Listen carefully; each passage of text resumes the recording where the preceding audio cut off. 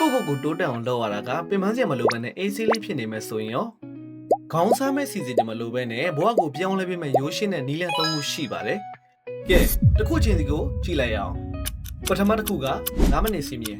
။တစ်ခုခုလုပ်ဖို့အတွက်ပြင်းနေတဲ့ခါမျိုးမှာကို9မိနစ်ပဲလုပ်မယ်လို့ပြောလိုက်ပါ။အဓိကစတင်ဖို့ပဲ။တစ်ခါတည်းချိန်ရတော့တာနဲ့ဆက်လို့ဖြစ်သွားပါလိမ့်မယ်။ဒုတိယတစ်ခုကတမျက်နှာစီးမြင်။နေ့တိုင်းစာအုပ်ကောင်းတစ်ခုကိုတမျက်နှာပဲဖတ်ပါ။လွယ်လုံးနဲ့လို့ထင်ရပေမဲ့အချိန်ကြာလာတဲ့နဲ့မျှအဲ့ဒီကနေမိတ်ဆွေရဲ့အတွေးခေါ်တွေကိုပြောင်းလဲပေးမဲ့ဗဟုသုတတွေကဖြစ်လာပါလိမ့်မယ်။တန်တရာတစ်ခုကတော့ပြန်လည်သုံးသပ်ခြင်းစီမင်းညမိတ်ခင်မှာကိုမေးကြည့်ပါ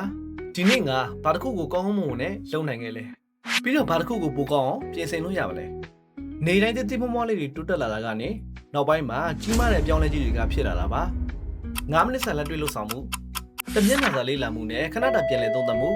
ဂျာကိုရက်30လောက်စမ်းလုပ်ကြည့်ပြီးတော့မိတ်ဆွေရဲ့ဘဝကဘယ်လိုပြောင်းလဲသွားမလဲဆိုတာကိုစောင့်ကြည့်လိုက်ပါ